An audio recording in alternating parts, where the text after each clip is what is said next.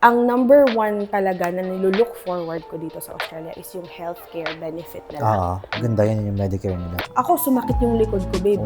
Ang sarap nung feeling na hindi ka natakot. So, I became a stripper. No, pero ang pinaka-trabaho na naging anchor ko talaga nung student ako dito is cleaning. Pag-usapan natin ang totoong buhay ng mga international students dito sa Australia. Kasi hindi siya madali, hindi siya masarap at glamoroso yung road to Australian citizenship. So, matagal ko nang gustong tanungin sa ito eh. Bakit ka ba nag-Australia? Bakit ba hindi Amerika or kung saan man? Bakit Australia?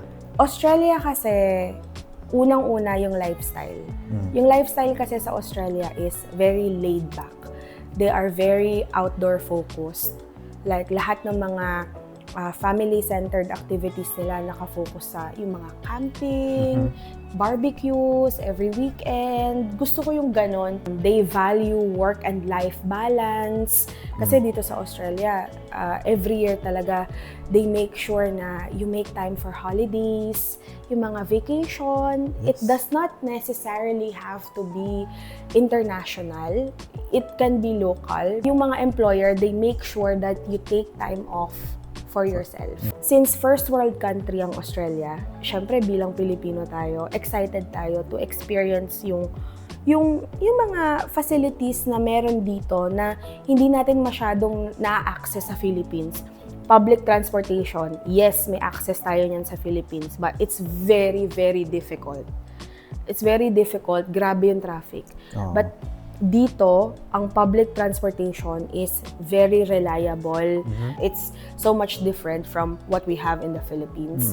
Weather at the same time, ang weather dito is very pleasant. Specifically here in Sydney, kasi dito naman talaga ako nagstay, ang ganda ng weather dito. 4 seasons din, winter, spring, summer, and fall.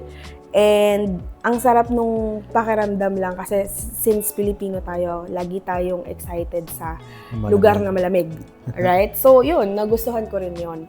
Another one is yung distance niya from Philippines. It's only 8 hours away from the Philippines. So kung gusto ng family mo na puntahan ka or gusto mong umuwi sa Philippines pag may occasion, pag Christmas, New Year, birthdays. Hindi masyadong malayo ang biyahe. Correct. Hindi masyadong malayo yung biyahe. And, babe, hindi mahal. Hindi masyadong mahal ang airplane ticket. Ewan ko, ikaw nagbabayad. Hindi, compared sa, for example, compared sa papuntang US or Canada, I'm aware, I'm not exactly sure how much it is, but I'm aware na mahal talaga yung ticket, pamasahe papunta doon. But going to Australia, maraming budget airlines na nag-o-offer ng cheap, very cheap airfare. Ang number one talaga na nilulook forward ko dito sa Australia is yung healthcare benefit nila. Yung Medicare. Correct. Ganda yan yung Medicare nila. Yes. Sa Philippines, meron tayo niyan. PhilHealth ang tawag sa atin, di ba? Pero dito, ang tawag nila Medicare. Pero yung Medicare kasi dito, talagang pag may access ka doon, libre talaga lahat. Nanganak ako, meron akong, I was diagnosed with gestational diabetes when I was pregnant. And I had to visit specialists, endocrinologists, right? Yes, and ultrasounds. I had a dietitian, right? Dietitian. I also had a dietitian. Lahat yon and lahat ng procedures na I had to go through, wala talagang bayad. Like zero. Literal na pumasok at lumabas tayo ng hospital, di ba? Nang wala. Wala. Nang wala talaga. Talagang wala talaga kami. Yun talaga yung talaga nakapagpa-motivate sa akin to really build a family here. Ang naalala ko nun, ang binayaran lang natin is parking fee. Parking fee, yes. Parking fee. And also now, si Lucas, he underwent surgery. And in the Philippines, that was worth how much? 300,000 pesos? 300,000. Ang sabi sa akin ng father ko, may kaibigan daw siya na may anak na may ganong condition din. Na ang singil sa kanya ng hospital is 300,000. Dito, yung ganong condition at yung ganong klaseng surgery is libre. Yes, Walang libre. binayaran. Wala talaga. From even yung consultations and after surgery consultations, yung mga follow-up, check-up, wala talaga kaming Walang binayaran. binayaran. Another one na nagustuhan ko sa na nakita kong sobrang different din sa Philippines is yung common courtesy. Although, ito, nag-exist naman din talaga siya sa Philippines, and I don't mean to shame anyone or to shame Filipinos kasi naiintindihan ko na sa Philippines kasi sobrang busy yung life, na grabe yung traffic, so everyone wants to go home on time. Pero minsan talaga nagkakabanggaan, nag-aagawan sa train, sa bus, nag-aagawan ng mauupuan, nagtutulakan. Mga nagbi-beast mode. Oo, yung sa road, yung road rage, ganon. Tapos kapag dito kasi yung ganong common courtesy na talagang pipila yung mga tao sa train, sa bus stop, tapos meron sila yung keep left kapag nasa escalator ka, you have to give way dun sa mga tao na nagmamadali, pag-catch ng train nila, give way sa mga pregnant women, sa mga elderlies. Although it exists in the Philippines, I'm not saying it doesn't exist, but it's not heavily practiced or it's not widely practiced sa Philippines, and it's not heavily implemented, right? Kasi nga may iba-iba din personal reason, so hindi ko rin sila masisisi kasi yung iba sa Philippines nagmamadali silang umuwi kasi sa sobrang traffic, yung susunod nilang bus or yung susunod may iwan sila, another hour na naman for them. So that's why I cannot blame them. Dito naman kasi sa Australia, mag-giveaway ka na kasi yung susunod na train going to your place is in the next 3 minutes, 5 minutes. So yun. And also, ang gusto ko rin, sorry babe, sorry to cut you. Ang gusto ko ring experience dito sa Australia is everyone just greets good morning. Nasabihin ko sana sa'yo eh. No? May mga tao na kahit hindi mo kilala, maglalakad ka lang dyan sa labas.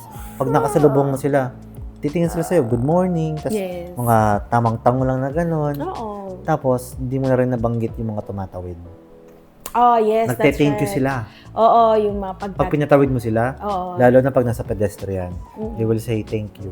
Oo, yan, ibang-iba rin yan sa Philippines. Kasi sa atin, pag tatawid ka, makikipagsapalaran ka talaga. Hindi mo alam kung bukas buhay ka pa. Hindi ka rin pagbibigyan sa atin eh. Unless may enforcer. Oo, dito kasi talaga, pag pedestrian lane, you have to give way to pedestrians. And yung mga tumatawid, talaga magti-thank you sila sa'yo. So you feel, parang nakakatawa yung mga estudyante, yung mga batang maliliit, pag tatawid.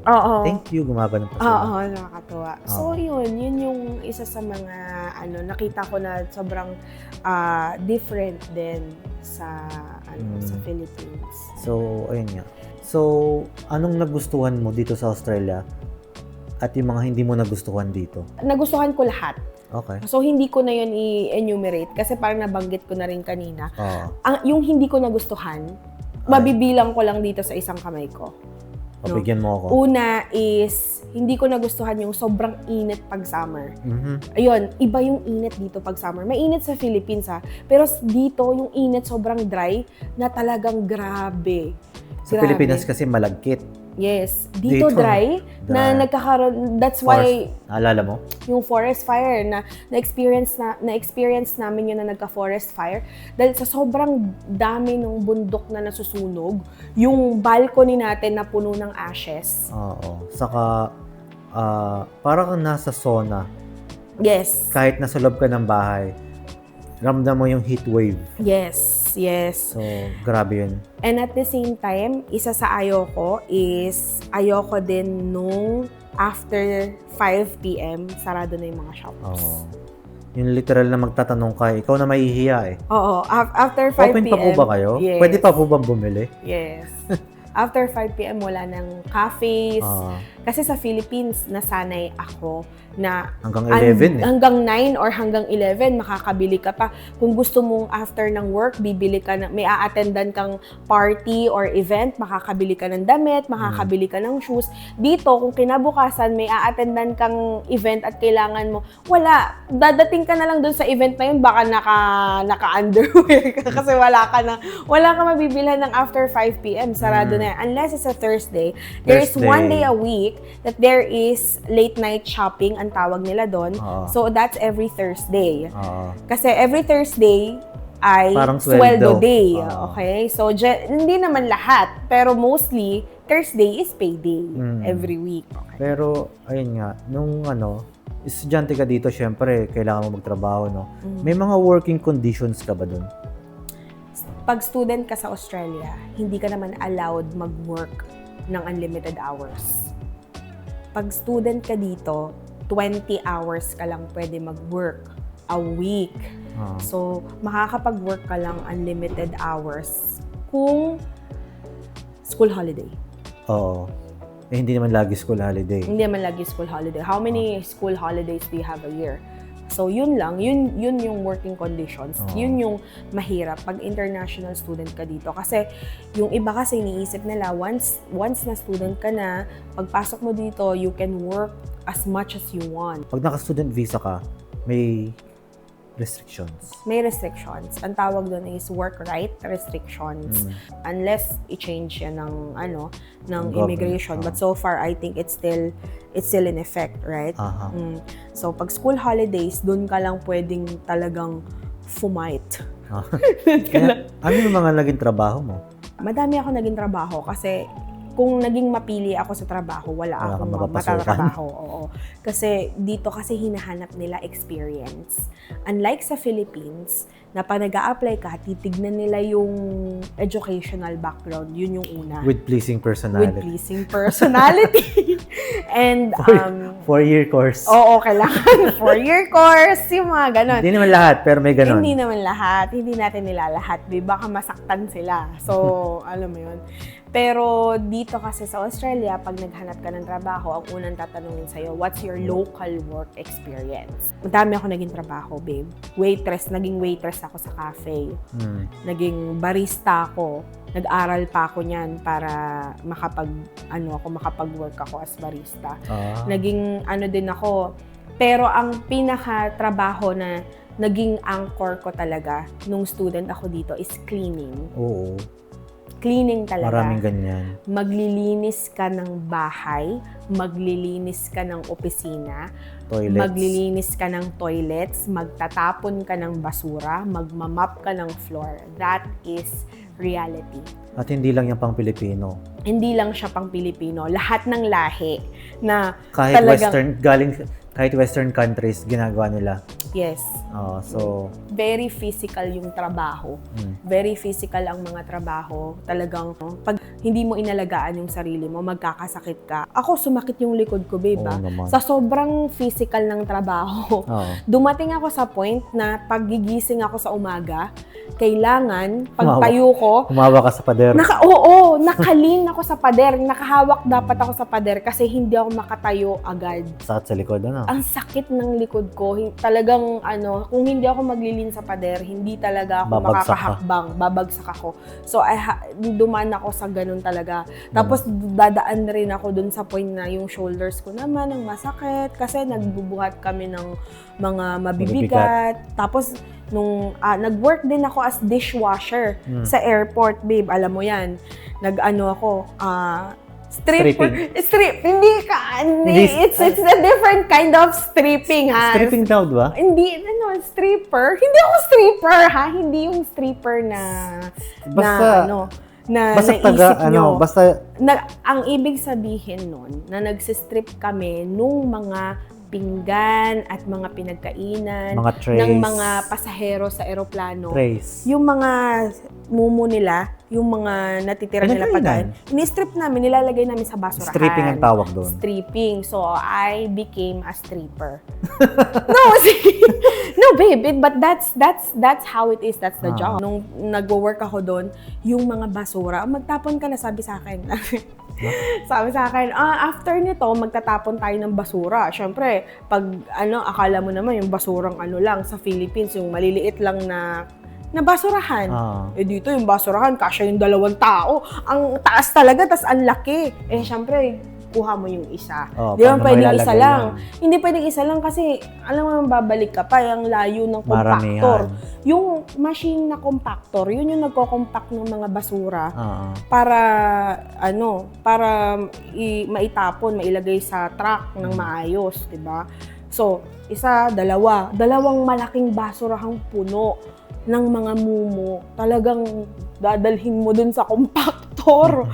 As in, ganon. Siguro ang pinakamagandang, unang-unang work ko na pinakamaganda, bukod sa naging waitress ako sa hotel, sa magandang hotel, is naging cook ako sa aged care. Assistant lang naman, hindi naman yung ikaw yung manager na cook. Nag-assist lang ako sa isang chef sa aged care. Maganda yung work ko na yon kasi talagang kinover nila yung 20 hours a week ko. So, which means Malaking tulong malaking tulong and medyo mas malaki naman yung sweldo nung time na yon. Until matapos ko yung studies ko, naging qualified pastry chef na tayo. 'Di ba?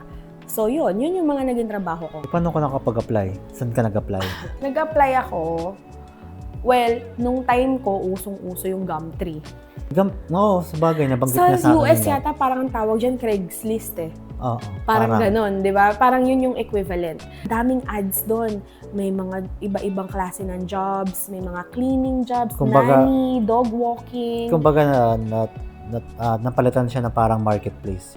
Yeah. Also, word of mouth. So, nung nandito na ako sa Australia, as an international student, ang goal ko is to be in a community na makakapag-build ako ng connections with other people. Oo, importante. You know, like, marami ako nakilalang mga tao, Filipino and hindi Filipino, na nakatulong talaga sa akin makahanap ako ng work.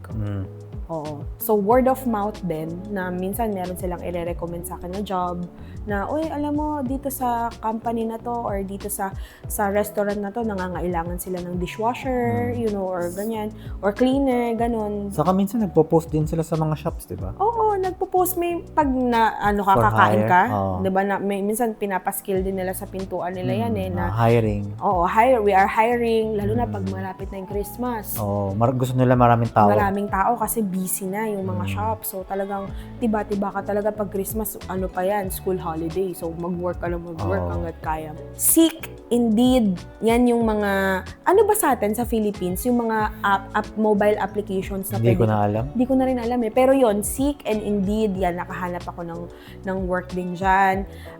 Ginawa ko rin yung nagwo-walk ako from shop to shop. Ayun nga, yung mga nakapost. Oo, yung mga nakapost. So, and ginawa ko rin yung tumatawag ako. Naalala ko yan eh, kaya ako nakahanap ng trabaho sa aged care noon.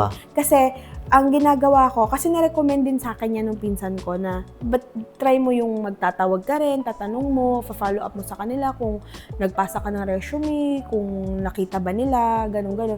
So, ginawa ko yon. Ang ginawa ko, lahat ng mga malalapit na restaurant or mga aged care, kahit wala silang hiring sa website nila or kasi walang... pwede kang pumila eh. Pwede na lang i-line yung application. Oo, naka-waitlist ka.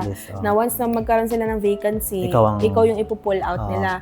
So, ginagawa ko yan. Tumatawag talaga ako. Tumatawag ako sa kanila, tapos tinatanong ko, meron po ba kayong hiring or meron po ba kayong job vacancy? Ito po yung experience ko. Ito po yung qualification ko. Ito po yung working conditions ko, ito po yung work rights ko, ayun. Hanggang sa yun, doon ko nahanap yung aged care cook na availability. Oh, ginawa ko rin yun, babe. Okay. Yung gumagawa ko ng brochure na pwede ako mag-clean ng mga houses.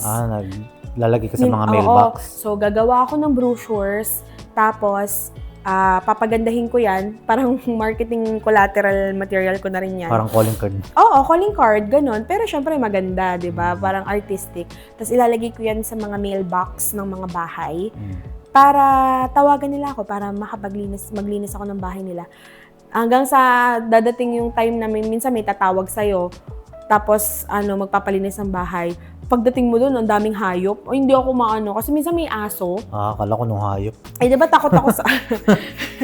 di ba minsan takot ako sa... Usually kasi mga Aussies, they love animals. They always have dogs and cats. And So, magkano yung cost of living dito sa Australia nung dumating ka? Magkano yung cost of living? I wouldn't say, you see, ang mahirap kasi babe, hindi ko kaya magbigay ng exact, no? So, Hindi, rough ano amount. lang yung roughly. So, ang rent ko noon ay $150 per week, $150 per week for a room. So, ako lang sa room, $150 to $175. Kasama kuryente? Kasama ang kuryente, Tubig. kasama ang internet, and tubig. So, isang room lang ako noon. So, ako lang dun sa room na yon. That's per week. And then, Opal card ko noon, pumapalo ako ng $40 Per week? per week. Kung ano lang ako, school, bahay. Kung magwo-work ako kung saan-saan, syempre, mas gamit ko Patas. yung Opal card ko, papalo yan ng hanggang $60 per week. Pagkain mo, pagpalagay na $50 to $70 or maybe more. Ano yun, eat out ka na lang o magluluto ka pa? Minsan eat out. Wala ka Pagka ng time, pagod no? na pagod na ako, oo. Actually, most of the time ako noon, nung mag-isa lang ako, Kain eat na lang. out, oo. Kung magluluto man ako sa bahay, yung mga simple lang. Yung mga hotdog, ganun. Bacon. Minsan, dumating ako dun sa time na mag-grocery ako ng madami. Tapos magluluto ako, tapos imi-meal prep ko na siya. For the whole, like, let's say, I wouldn't say week, babe, 3 because days. like 3 days, ganun, for the next 2 days, para pag uwi ako, iinit ko na lang siya. Ganun. Nakaka-save up rin ng energy. Nakaka-save time. ng money. Oo. Paano ka naman pa nag-iipon? Siyempre, nagtatrabaho ka. Tapos, nag-aaral. Paano ka nakakaipon ng pera pang bayad ng mga gastusin mo? Marami akong kina-cut down. Like, nagka-cut down ako sa yung mga kain sa restaurants. Yung mga mamahaling restaurants. At hindi rin ako bumibili ng mga luxury items. Nung student kasi ako lang mag-isa. So, wala naman akong I don't have anyone to rely on pagdating sa finances ko. So, kung magastos ako, yari ako. Wala akong pang-tuition fee. So, hindi ako bumili ng mga luxury bags. Hindi ako bumili. Luxury phones. Kasi pag nag-start ka na magtrabaho at makaipon, kaya mo na eh. Makakabili ka na. Pero I had to hold back and I have to tell myself, is this priority? Is this what you need right now? So, makaipon ng pang-tuition saka pang-visa. Yes. Siguro ang nabili ko lang na fancy nun is nakakuha ako ng phone na postpaid. Tapos nakabili ako ng bag na maganda. I wouldn't say it's luxury. It's magandang brand ng bag and magandang brand ng bracelet. That's it. Sa loob ng 4 na taon na nag-aral ako at nag-work ako, yun lang ang nabili ko. Yung 3 lang na yun. Saka naalala ko yung backpack na parang Yung Hawk Gear. Hawk Gear. Di ba yung black? Yun. Simula nung dumating ka sa Australia, hanggat dumating ako dito, nandito yun. Oo, nandito. Hanggang ngayon, nandyan pa rin. Nandyan, tinatabi ko siya, hindi ko siya kayang i-let go. Kasi, may sentimental value na sa'yo dahil ayun yung bag mo, pamasok sa lahat, di ba? Sa school, sa trabaho, kung saan man. Oo, madami kaming pinagdaanan ng bag na yun. And yun din kasi yung yung parang naging reminder sa akin na, hey, you don't need a luxury bag. You don't need, like, if you can buy it now, na wala kang ibang priority bilang international student, go for it. Like, I'm happy for you.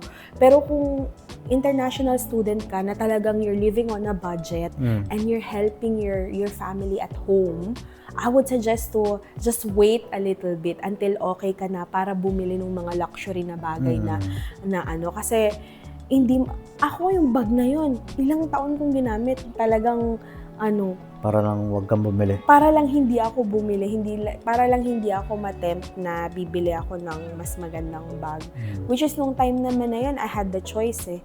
I had the choice. Siyempre, niisip mo yung priority mo. Ano ba priority ko? Bumili ng ganito or magbayad ng visa ko? Yeah.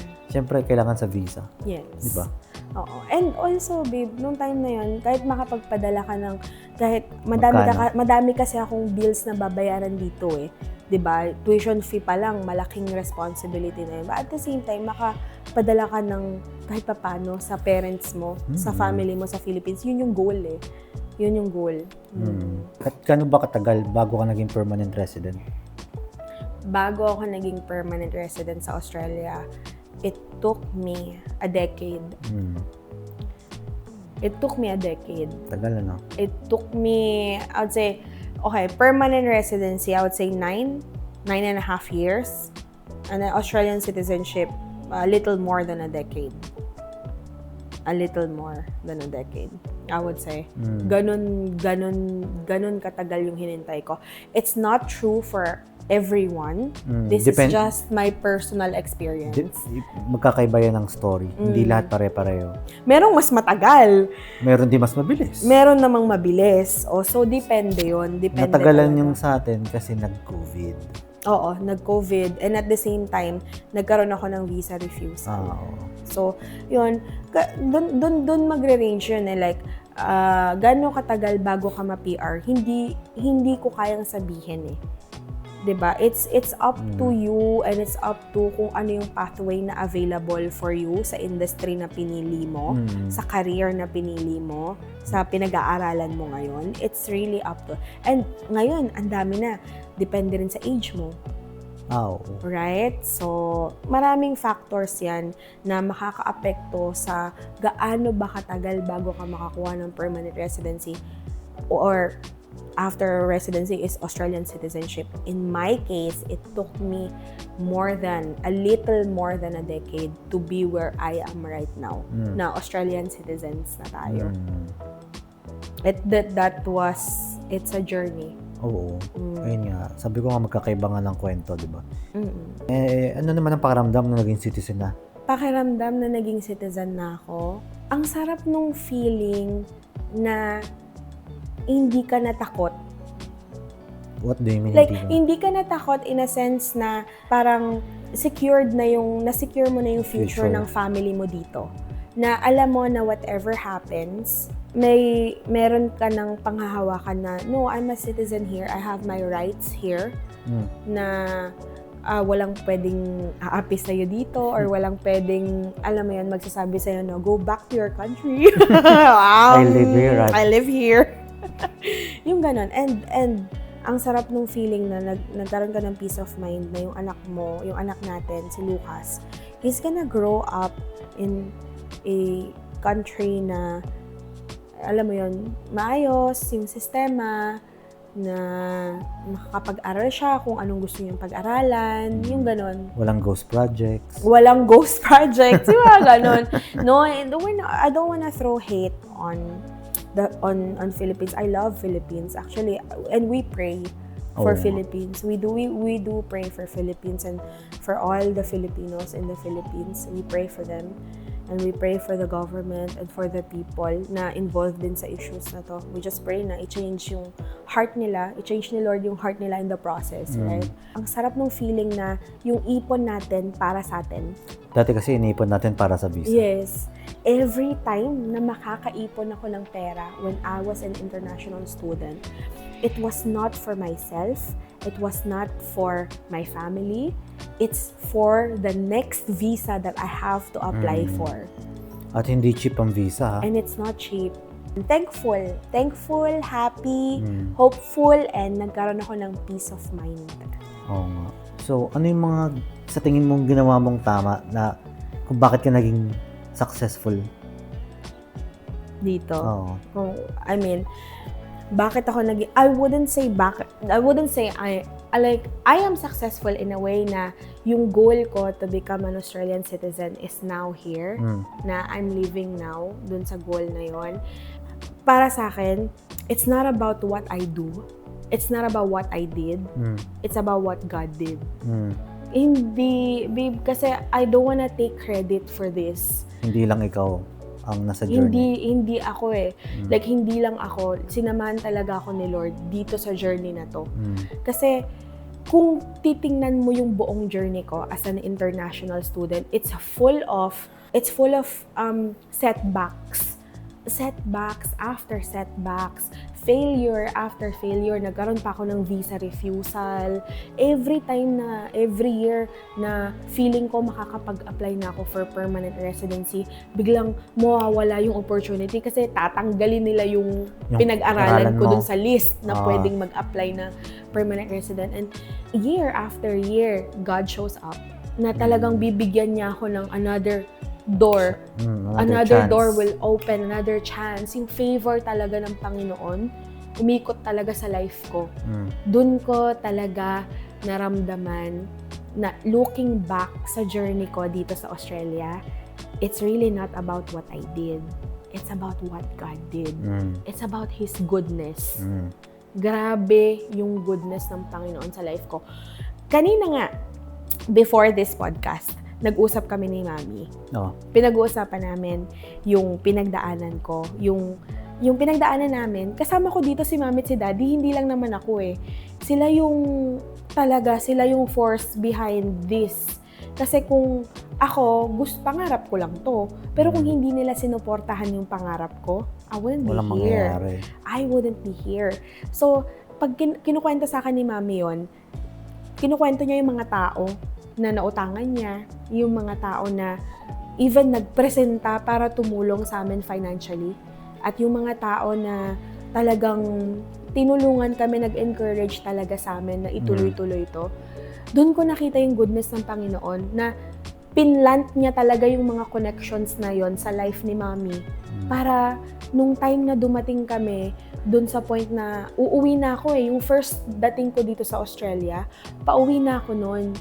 Nung after nung first course ko, after 9 months, nakita ko na hindi kami aware na meron palang no further stay condition yung visa ko. So, umuwi ako ng Philippines na alala mo. Kasi, nag-appeal ako sa immigration na sabi ko, baka naman po pwedeng dito na ako mag-apply ng another visa. Hindi ko na kailangan umuwi ng Philippines. Nag-reply sa immigration, no, you have to go back and you have to apply for another visa offshore. So, yung uwi ko na yon, hindi namin nakita yon. Hindi. Yung uwi ko na yon, hindi namin nakita yun. So, ibig sabihin, financially, hindi kami prepared doon na mag-a-apply na naman kami for another visa, susupply na naman kami ng another show money, ano na naman kami, another agent visa fee, another medical, you know, ang dami. Para ka another application. Another airfare, you know, so talagang a brand new visa application na hindi namin na foresee. Kasi akala nga namin, pagdating ko dito, dire-diretso na ako. So yun, yung mga connections na itinanim ng Panginoon sa buhay ni Mami, talagang thankful ako doon. Doon mo talaga makikita yung favor ng Panginoon sa life ko. I give Him all the credit for it. Kasi kung ako lang, I gave up many times. In that whole decade, nung nagkaroon tayo ng working visa refusal, I already gave up, right? I already want us to pack our bags and look at going to New Zealand, right? Or Canada. Nag-i-inquire na ako noon. But God said, no, you're going to stay here. Yun kasi yung maganda dun eh, na nung dumating ako sa Australia, naalala mo, sabi ko sa'yo, yung heart ko was telling me, I'm going to live here. For me, that's God. That's God planting that, that dream in my heart na, no, this is this is where I'm going to place you. This is where you're gonna build your ministry. This is where you're going to build your family. And this is where I'm going to bless you. So, kaya ako siguro naramdaman yun eh. Hindi siguro kaya ako naramdaman yun nung dumating ako sa Australia. And when God promised you something, He will deliver to that promise. He will never fail. He will never ever fail. He will always make sure that there will always be a way for you to get to where He wants you to be. Diba? Pag nagplano ang Panginoon sa life mo, He will make sure na magkakatotoo yung plano na yun. Hindi siya magpaplano and then He's going to leave you. No. He was there all along. Every time mawawalan ako ng trabaho, boom, someone's gonna come in, may mamimit ako na someone, merong mag-offer sa akin ng work. You know, every time na masususot ako sa pagbabayad ng tuition fee, may tatawag sa aking employer, magbibigay sa akin ng shift, magkakaroon ako ng income. So, favor talaga ng Panginoon. I think the only contribution I had was I really prayed a lot. And I really surrendered kay Lord. Lalo na nung mga times na down ako. Nung mga times na parang feeling ko dead end. Gabi-gabi ka na umiiyak nun. Oo, I went through depression. Talagang, grabe yung na sinabi ko sa sarili ko na maybe I'm not for this. Pero pag sinabi ni Lord na ito yung para sa'yo, walang makakaharang sa blessing ng Panginoon sa life mo. Wala. There is no immigration change, immigration policy rule change, yung mga ganon-ganon. Kahit pandemic hindi niya in-stop yung plano ng Panginoon na maging citizen tayo dito. Yun. I honored my parents in a way na I tried my best na magstay dito sa Australia and mag-i-endure physically yung workload and also yung homesickness. Kasi wala ka the first 4 years, wala ka naman dito. Yung hirap nung mag-isa. I honored their sacrifices by not giving up as well. Kasi kung nag-give up ako, kung umuwi ako ng Philippines, wala. Diba? Kung umuwi tayong sagot, wala. Diba? Wala. Parang para saan yung hirap nila? Para saan yung mga properties na binenta ni Mami, yung business na binenta nila, yung savings na talagang inubos nila. Para lang makapunta. Na hanggang zero talaga. At yung mga inutang nila talaga sa ibang tao para lang masuportahan. Kung umuwi ako, it's like me saying na those are just like, for nothing. Yeah, that's for nothing.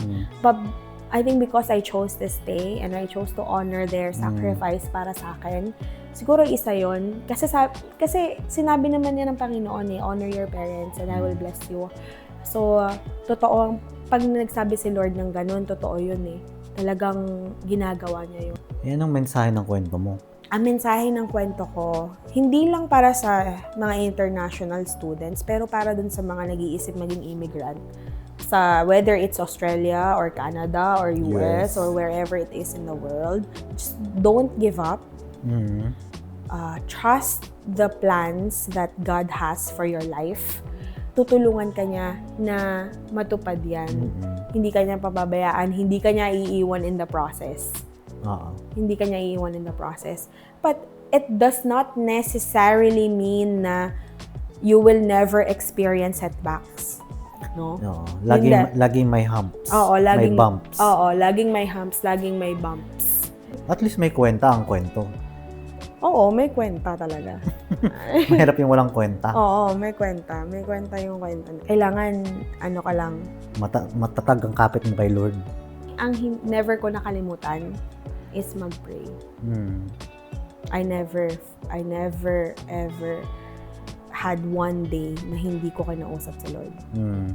About my situation, about my frustration, about my failure. And also, during the highs, kasi highs and lows, during the highs, I also talk to Him. So, andun lagi siya. I always had to place Him at the front row. Yan lang.